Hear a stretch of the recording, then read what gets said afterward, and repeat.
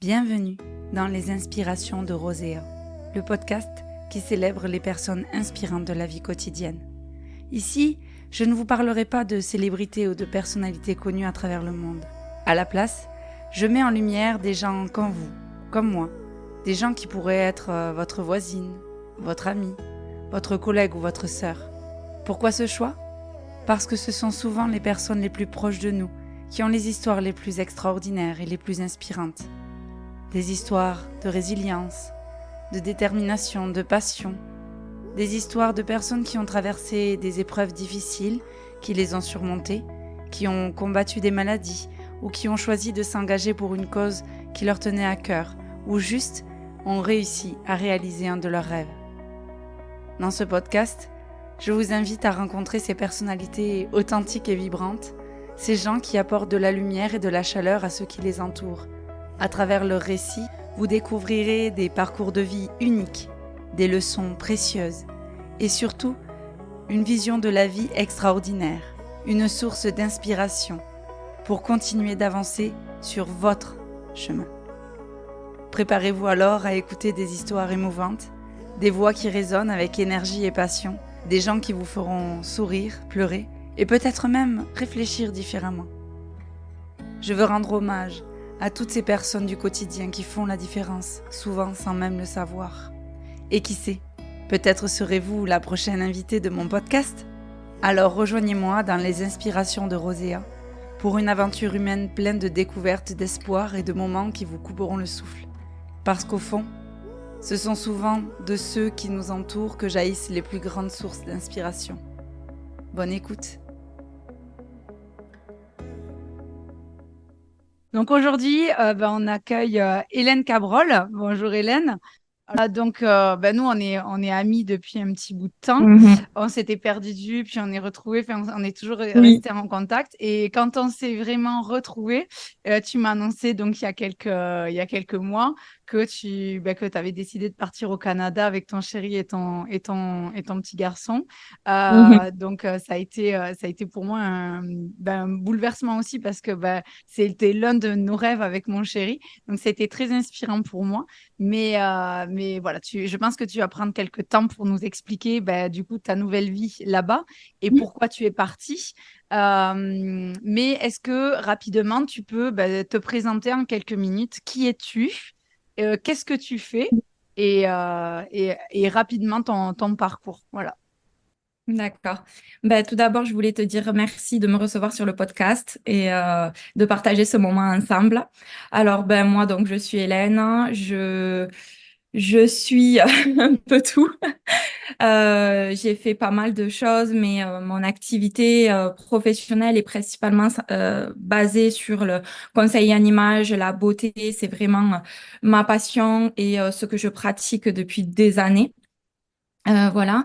Donc là, il y a un an, bien sûr, comme tu le mentionnais, on est parti, il y a un peu plus d'un an maintenant, on est parti vivre au Canada. Avant ça, donc je vivais dans le sud de la France, près de chez toi. Près de chez moi. Près de chez toi, on pouvait se voir pour boire un café. C'est ça. Et donc, pendant des années, après avoir fait une formation de conseil en image et comportement, j'ai ouvert mon entreprise. Avant ça, j'ai eu un diplôme d'esthéticienne. Donc, cette entreprise était dédiée à mettre mes compétences d'esthétique et de conseillère en image ensemble. Donc, je pouvais proposer des coachings en image, en comportement, de la beauté, des prestations esthétiques. Le plus gros de mon activité était les maquillages. J'avais une forte demande pour les maquillages événementiels, mariés. J'ai fait Mariage. beaucoup de mariés. Voilà, c'était un domaine qui me plaisait beaucoup aussi. Voilà. Et aujourd'hui, j'ai décidé bien sûr de continuer cette activité, mais cette activité a pris un tout nouveau tournant Oui, puisque j'ai parce que tu peux plus maquiller les mariés du Tarn, du coup. Exactement, exactement. D'ailleurs, je leur fais un coucou si jamais elles passent par là. J'avais beaucoup tissé de liens avec elles. Enfin voilà, mais j'ai dû revoir toute la façon de gérer ce business-là et de revoir la façon dont je pouvais pratiquer mon activité. Et quand je suis arrivée au Canada, je me suis dit, bah, qu'est-ce que je fais? Je veux continuer à pratiquer ça, je veux continuer à apporter mon aide, à conseiller, à partager mes conseils, ma passion, tisser des liens, tout ça. Mais comment je fais? Je suis loin de tout ce que je connais. Comment je fais? Ben, j'ai pensé à, du coup, proposer des coachings en ligne. Des consultations, des coachings. Comme ça me permet ben, de toucher toute la francophonie. Toutes les personnes, n'importe où qu'elles soient dans le monde, ben, peuvent prendre une consultation avec moi. On peut avoir un échange, un coaching. Voilà, je peux continuer à pratiquer ben, mon métier, ma passion et aider de nombreuses personnes à travers nos écrans, comme on fait aujourd'hui. Et Ouais. voilà, on s'adapte. Ouais, c'est ça. Là, ça, pour ça, Internet, ça, c'est une très, très bonne chose. Ton entreprise, elle s'appelle comment? HC Beauty. Et qu'est-ce qui a fait basculer votre vie pour venir au Canada? Qu'est-ce qui a basculé dans ce côté-là? En fait, ce qu'il faut savoir, c'est qu'en peu de temps, quand j'étais en France, avant de venir ici, en peu de temps, il s'est passé beaucoup de choses dans ma vie. J'ai rencontré mon mari maintenant. On a eu notre fils assez rapidement. Tout s'est enchaîné. Après j'ai eu mon fils on a eu nos enfants pendant la La Covid. période, ouais, Donc, ouais. voilà, ça a changé beaucoup de choses. Ça a bouleversé beaucoup de choses, comme pour tout le monde, je pense. Beaucoup de remises en question, donc sur le plan professionnel essentiellement, et aussi bah, surtout parce que mon mari pendant cette période de Covid, à cause de cette période de Covid, a perdu son emploi, un autre emploi. Voilà, on a vu que la situation économique en France, la situation professionnelle en France était difficilement gérable. Donc moi, j'étais à mon compte, donc je pouvais gérer, je pouvais rebondir un peu plus facilement, mais mon mari qui était salarié, c'était beaucoup plus difficile.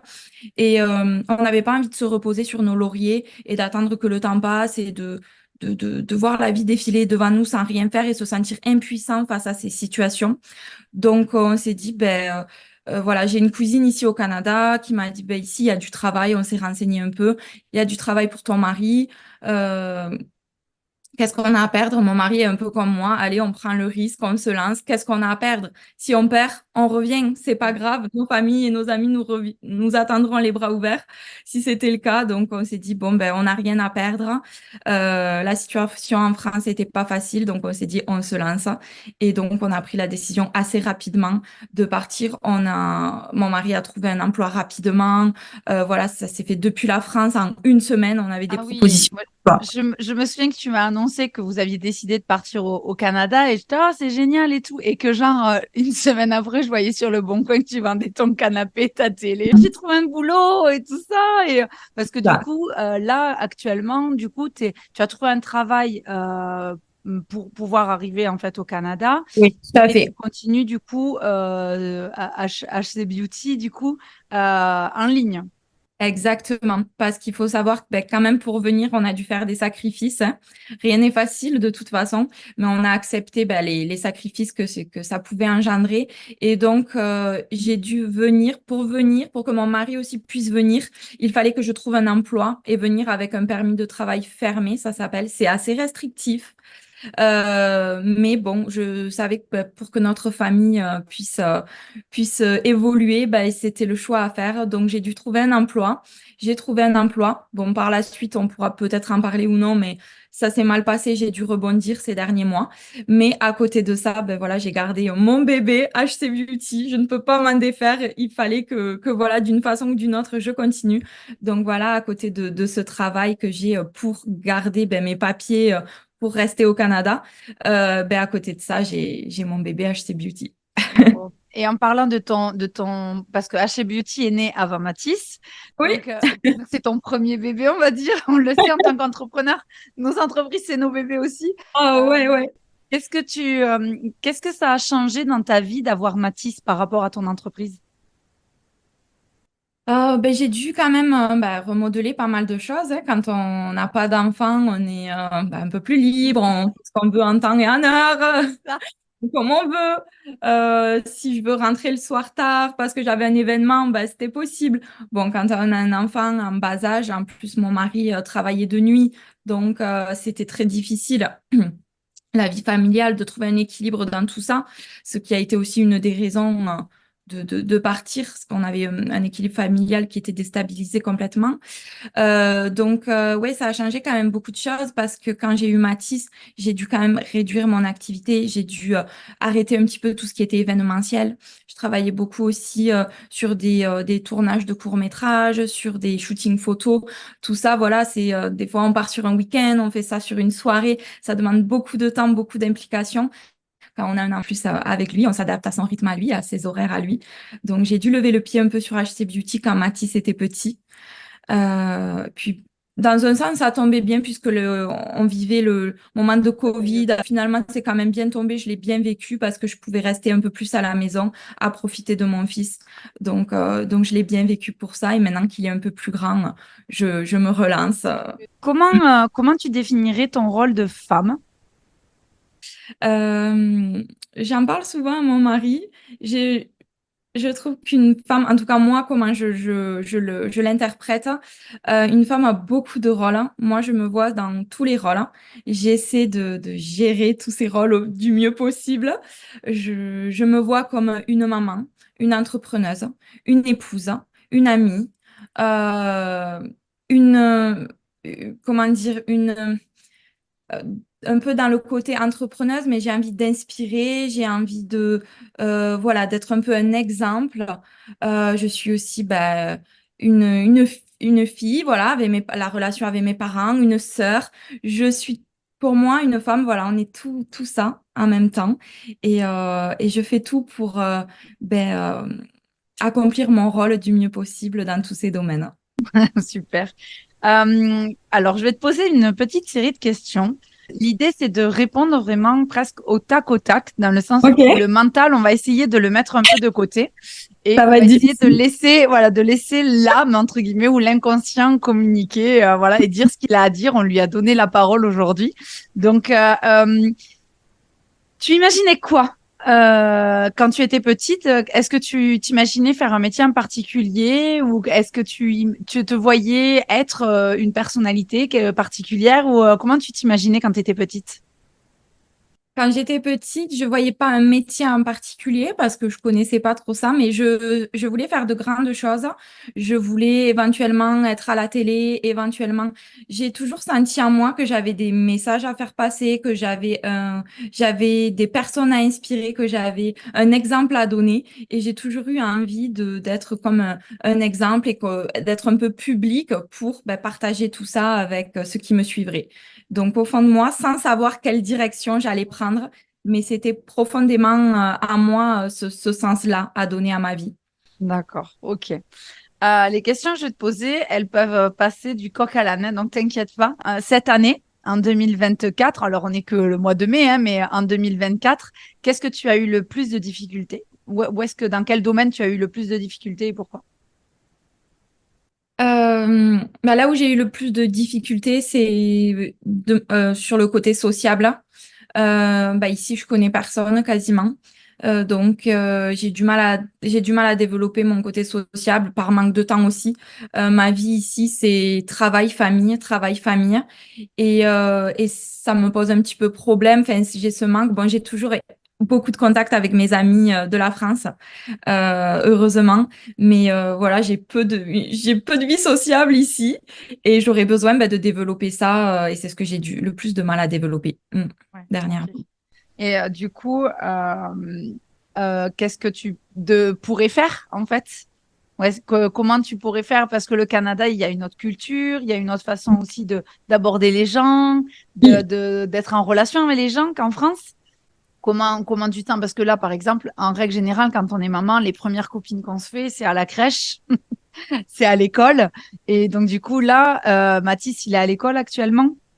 Non, ici, il est à la garderie encore. L'école est Ouais, obligatoire à 5 ans. d'accord. Bon, déjà, je sympathise un peu avec les mamans des copains à la garderie, avec la nounou, avec ma collègue de travail surtout. Voilà. Mais oui, je pense que j'aurais besoin de sortir un peu plus, ou même avec mon mari, pour qu'on on rencontre peut-être d'autres couples, voilà, qu'on se fasse d'autres amis ici, même ensemble, ou moi, des fois, voilà, sortir et rencontrer un peu de monde dans des lieux un peu plus divertissants. C'est dans, entre guillemets, c'est dans vos objectifs dans les prochains mois ou pas? Oui, tout à fait. On a vécu ces derniers mois des moments pas faciles parce que je disais tout à l'heure, j'ai dû changer de travail. Il y a eu des gros problèmes au niveau de mes papiers d'immigration, du coup. Donc, ça nous a quand même donné un coup sur la tête. Donc, on est en train de se relever un petit peu de tout ça, de tout remettre en place. Et une fois qu'on aura vraiment un équilibre presque parfait, on peut dire, on va se pencher sur ça et se donner un peu plus de temps à nous deux et aussi en tant qu'individu pour se sociabiliser et avancer aussi un petit peu chacun de notre côté. Ok, super. Quelle est la chose pour laquelle tu es la plus fière? Je veux dire, les réponses, et j'attends en fait de ceux qui vont nous écouter euh, énormément de bienveillance et de non-jugement, parce que c'est le but aussi de ce podcast.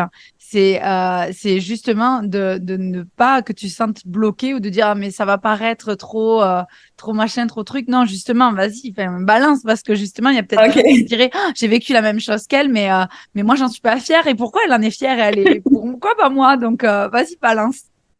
Ok, mais quand même, je suis assez fière de pas mal de domaines dans ma vie. Tout d'abord, je suis fière d'être maman, je suis fière de mon fils. Pareil, avec mon fils, on vit et on a vécu surtout des moments pas faciles. Mathis a eu une venue au monde difficile et tout ce qui s'en est suivi au niveau comportemental a été difficile à gérer.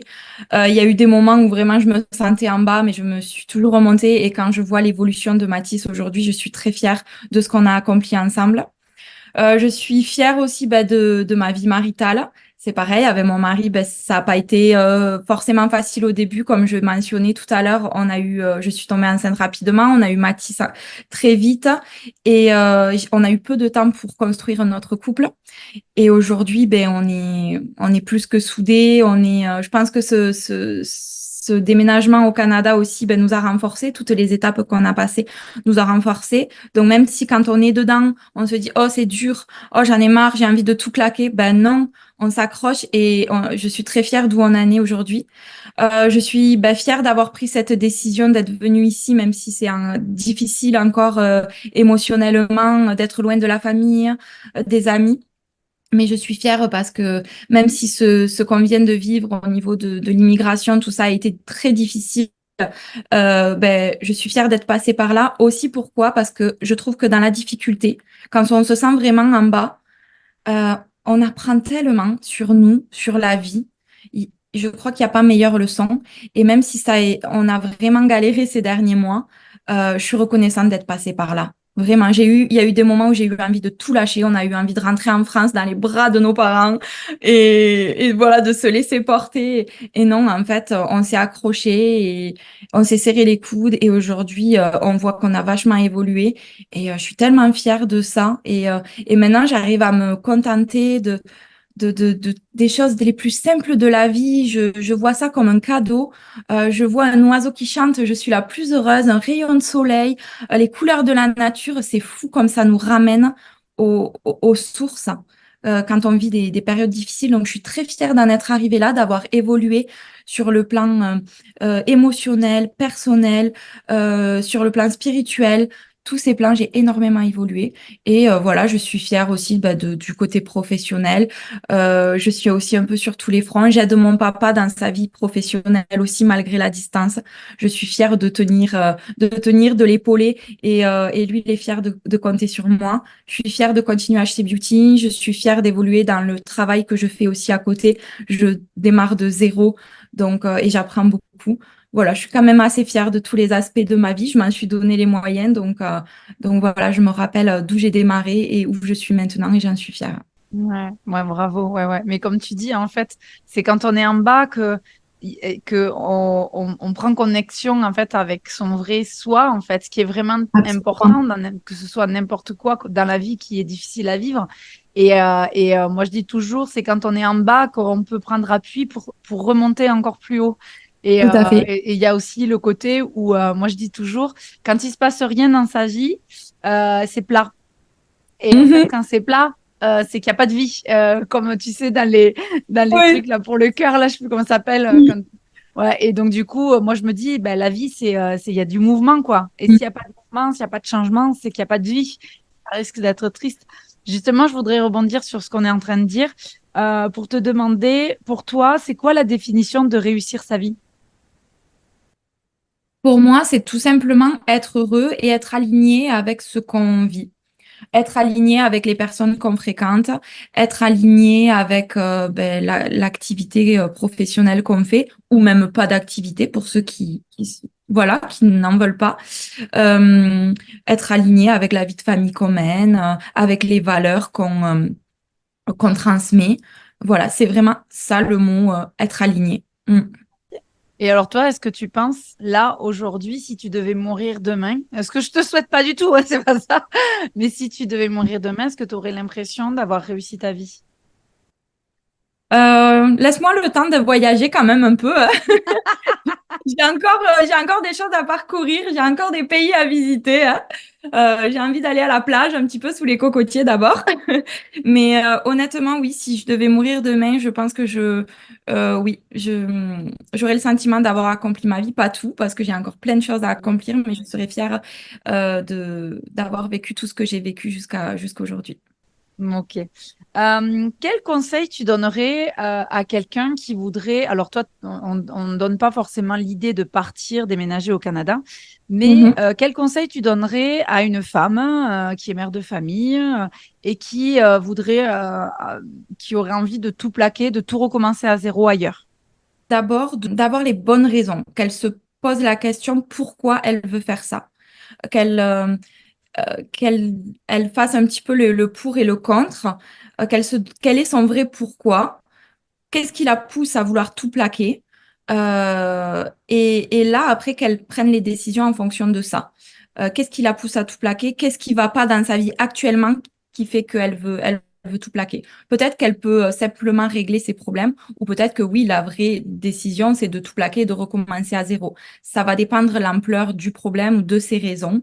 Mais d'abord de se poser cette question-là avant de commencer pour pas partir sur un coup de tête et éventuellement avoir la possibilité de le regretter derrière. Euh, oui, c'est ça le conseil, le premier conseil que je donnerais.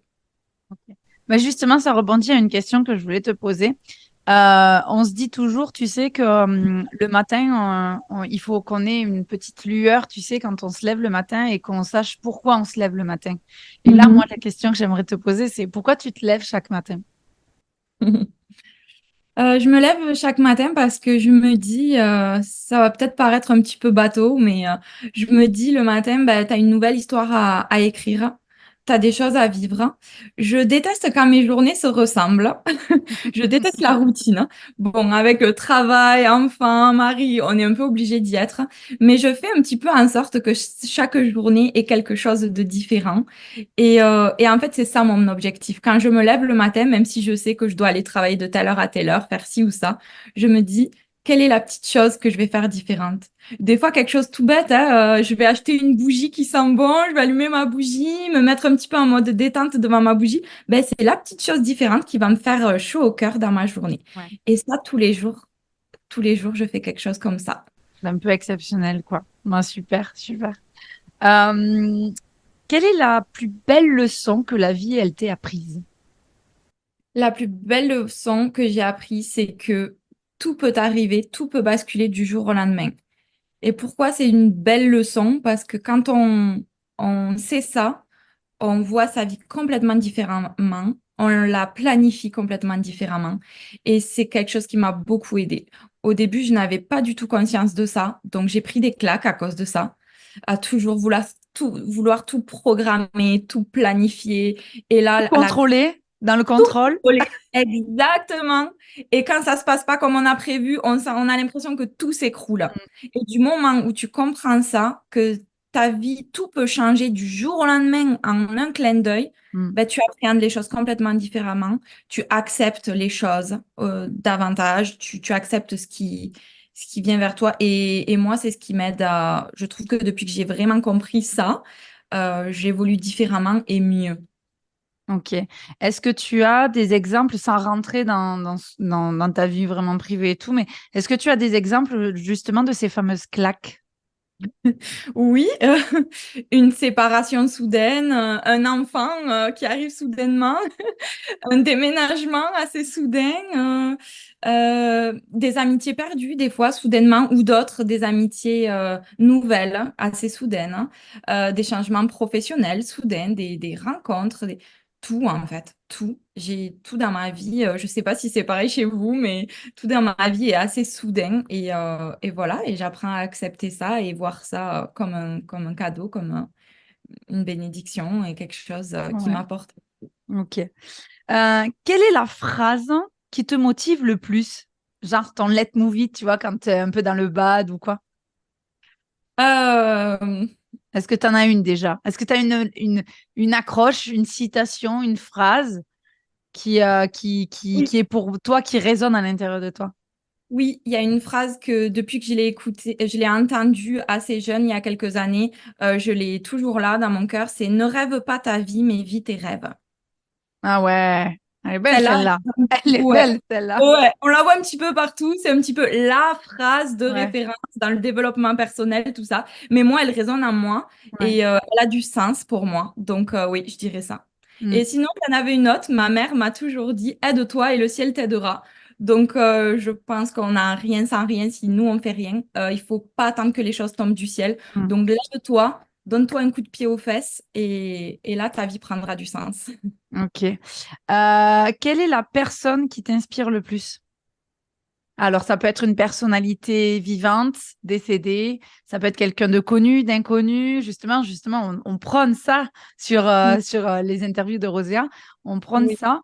Mais est-ce que c'est un personnage? Est-ce que ça peut être un personnage de BD, de roman, de science-fiction, une actrice, un chanteur, peu importe, mais J'ai pas de personne en particulier. Je dirais que je prends plutôt un petit peu, je suis inspirée un petit peu des actes de plusieurs personnes. Par exemple, ma meilleure amie, elle est plus âgée que moi. Euh, oui, elle a presque 50 ans. On a tissé nos liens récemment. Elle a un parcours de vie, voilà, je ne vais pas du tout raconter, mais elle a des choses dans son parcours de vie où les échanges qu'on a sont très inspirants. Donc ça m'inspire beaucoup et elle m'aide beaucoup à avancer dans ma vie. Euh, ben, toutes mes autres amies, voilà, je prends un petit peu. Aussi une autre amie qui est une excellente maman, à mon sens. Je trouve qu'elle a un côté maternel très développé et c'est un exemple pour moi. Donc, pour ce qui est du côté ben, maternel, je m'inspire beaucoup d'elle, hein. Voilà, je dirais que je prends un petit peu de ce qui m'inspire chez chacun, mais j'ai pas une personne où tout m'inspire chez elle. J'ai pas une personne en particulier. Oui, il y a des célébrités qui m'inspirent, certaines par leur beauté, d'autres parce qu'elles ont mis ce qu'elles ont mis en place dans leur vie, par leur parcours. Il y a des personnes qui ont démarré de rien du tout, qui étaient à la rue, qui sont devenues de grands entrepreneurs et leur parcours m'inspire beaucoup, mais peut-être pas leur personnalité en entière. ok, d'accord. Justement, tu parlais d'une amie qui était maman et qui était the best mom, tu vois, of the world. Justement, qu'est-ce qui est le plus dur pour toi, d'être maman ou entrepreneur? Honnêtement, c'est d'être maman. Et oui, il n'y a pas le guide qui sort avec après. Ah, exactement, c'est ça. Tu te retrouves dans des situations où tu te dis, mais qu'est-ce que je fais? J'ai aucune façon. Tu as beau écouter les conseils de droite et de gauche, tu regardes des vidéos, tu peux te former, tu n'auras jamais les compétences à 100%. Ouais. Comme un travail, tu te formes, tu acquéris des compétences et tu évolues. Être maman, bah, il n'y a pas de secret, il n'y a pas de mode d'emploi, il n'y a pas de formation. Donc, débrouille-toi et fais comme tu peux. Ouais. Donc, du coup, qu'est-ce, quel est le domaine qui t'apprend le plus, d'être maman ou d'être entrepreneur? Non, c'est d'être maman. Mhm. Oui, tous les jours, j'en apprends avec Mathis. Tous les jours, je dois contrôler mes émotions, je dois apprendre sur moi. Ouais, c'est beaucoup de contrôle, ouais, plus dans le contrôle d'être maman, plus dans l'analyse aussi. On essaie toujours de faire au mieux pour notre enfant. Donc, j'analyse souvent son comportement pour pouvoir m'adapter. Ça demande une grande adaptation. Oui, c'est pas facile d'être maman, hein. Vous êtes toutes Ok. courageuses, les mamans. Alors justement, ça rebondit très bien à la prochaine question. Qu'est-ce que c'est pour toi le lâcher-prise? Bonne question, je crois que je connais plus ça depuis quelques années. Non, honnêtement, pour moi, le lâcher prise, oui, c'est une question assez complexe. Je pense que c'est un petit peu quand on vit des situations sans stress. Pour moi, le lâcher prise, c'est on se débarrasse de tout le stress qu'on a. Et on arrive un petit peu à gérer nos émotions plus facilement. Donc, c'est assez rare. Mais la façon dont moi je lâche prise, ben oui, souvent c'est quand je me retrouve seule, hein. D'ailleurs, c'est ce que j'ai dit à mon mari pour ce week-end. J'ai dit, écoute, j'ai besoin de lâcher prise un petit peu. Donc, je veux un moment toute seule où je vais faire mon petit rituel beauté, je vais me mettre devant une série que j'aime pour vraiment, hop, me déconnecter du quotidien, me déconnecter de tout ce qu'on vit, me mettre un petit peu dans ma bulle, Ouais. détente. Et là, décompresser et lâcher prise. Ouais, justement, mais c'est génial parce que hop, ça amène sur la Ah dernière oui, question. ça, je connais Justement, plus les questions. ah non, mais non, on n'a pas du tout regardé. Non. Justement, toi, qu'est-ce que tu fais pour prendre soin de toi et à quelle fréquence, entre guillemets, tu t'accordes du temps pour toi? Donc, qu'est-ce que tu fais et à quelle fréquence? Qu'est-ce que je fais? Ben, moi, je suis très basée sur la beauté, tout ça, comme tu le sais. Donc, pour moi, mes petits rituels beauté, faire une exfoliation, masque visage, mes épilations, soins des ongles, tout ça, ça fait partie de la façon dont je prends soin de moi. Mais aussi, des fois, ben, prendre un bon livre, être dans le calme, écouter de la musique relaxante et prendre un bon livre. Tout ça, ça fait partie de la façon dont je lâche prise et que je me détends. À quelle fréquence? Ça, c'est beaucoup plus difficile. Il n'y a pas de fréquence régulière, c'est vraiment quand je peux. J'essaye quand même de le faire assez régulièrement. Aussi, des fois, c'est aller faire les magasins toute seule. Parce qu'avec un enfant de 3 ans, c'est un peu difficile. Non, c'est pas carrément impossible. Ouais, c'est On est carrément d'accord? impossible. Sinon, tu repars avec tout le magasin, hein. Ouais, ou Euh, tu repars sans rien tellement tu lui cours après dans le rayon. Aussi, en fait, tu allies le sport et le shopping. C'est Ça peut être génial, soyez un maman. avantage. Mais oui, aller faire du shopping, bien sûr, c'est ce que j'aime faire. Donc, quand je le fais seule ou avec des copines, bien sûr, voilà, c'est ça. Et j'essaye de le faire quand je peux. Donc pour toi, du coup, est-ce que tu te considères comme une personne étant heureuse? Oui, Oui. oui, oui. Et du coup, comment tu définirais le fait d'être heureux? Euh, alors, je pense que chacun a sa définition du bonheur, mais Euh, la mienne, je dirais, la façon dont j'arrive à être heureuse, c'est déjà, comme je mentionnais tout à l'heure, savoir apprécier les choses simples de la vie. Les petites choses, on s'en rend pas vraiment compte, on vit à 100 à l'heure et on est toujours à vouloir plus, à vouloir le mieux, surtout maintenant sur le plan, la technologie qui évolue, on veut toujours plus de confort, toujours plus. Et en fait, on se rend compte qu'on n'a pas vraiment besoin de tout ça pour être heureux. Donc, revenir à l'essentiel, moi, ça me permet d'être heureuse, de me reconnecter des fois à la nature, tout ça. Je parais peut-être quelqu'un, quand on me connaît pas, de sophistiqué, mais pourtant, je suis très simple à l'intérieur. Donc, j'ai besoin le week-end d'aller dans la nature, me reconnecter, me ressourcer, être loin de tout ce qui est un petit peu polluant pour moi.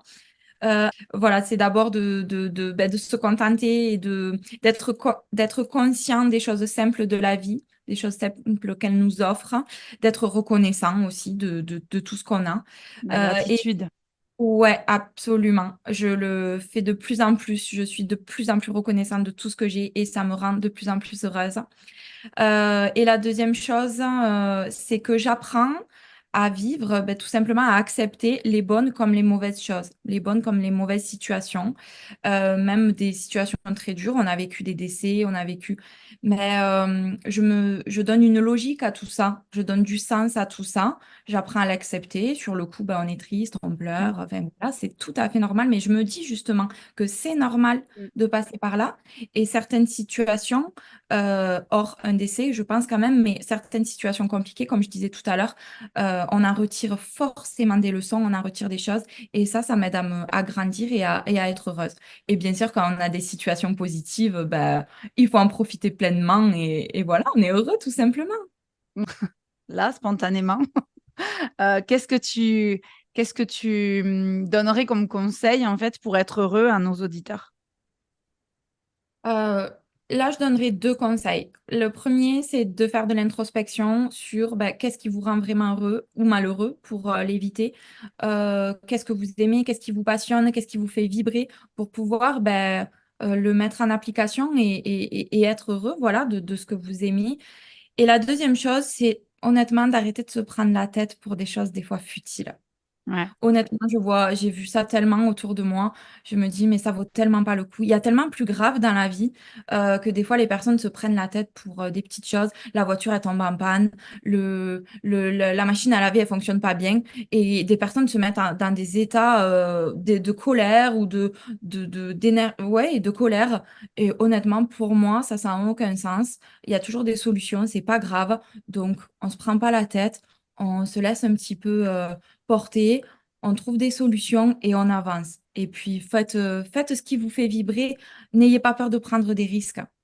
N'ayez pas ouais, peur de prendre des risques. Avancez, allez là où vous devez aller, où vous avez envie d'aller. Et puis, si ça fonctionne pas, je pense qu'il y a toujours un retour en arrière possible. c'est Donc, ça. Ouais, foncez. ouais, ouais, ouais. Bah, merci beaucoup pour toute ta fraîcheur, tout ton enthousiasme et ta beauté, ma chérie. Oh, Euh, merci à toi de m'avoir reçu. C'était un vrai plaisir, vraiment. Ouais, mais moi j'étais heureuse de démarrer mon projet de podcast avec toi et parce que tu es quelqu'un qui m'inspire beaucoup aussi. Donc voilà, à travers ta vie d'entrepreneur, mais pas que, évidemment, ta vie de couple, ta vie professionnelle et ta vie de maman aussi. Écoute, je te remercie beaucoup pour ce partage. J'espère que Merci. les auditeurs auront beaucoup de plaisir en fait à nous écouter et à Oui, prendre aussi les petites, voilà, les petites phrases que tu as dit qui étaient très, très pertinentes et très, très intéressantes. Après, vous le savez, ben, avec Roséa, vous disposez, voilà, vous disposez et puis en plus, vous prenez ce que vous avez à prendre, ce qui résonne en vous et voilà et puis prochain épisode, d'ici quelques semaines, je pense. Mais écoutez, merci de votre écoute. Merci à toi, Hélène, avec ton entreprise, ton magnifique entreprise HC Beauty. Donc, je mettrai le lien en partage de cette vidéo. Et j'espère qu'un jour, on arrivera à se retrouver au Canada. oui. Parce que si tu reviens en France, évidemment, voilà, on se fera un petit coucou. Mais moi, mon kiff, ce serait vraiment de venir te rejoindre au Canada. Et Avec pourquoi pas grand plaisir. refaire un podcast Ah oui, en avec grand direct plaisir. en direct cette fois-ci pour que je te puisse faire un petit câlin et tout. Donc voilà. Oui. Ben, en tout cas, merci beaucoup. J'ai partagé un super moment avec toi et on se dit à très vite.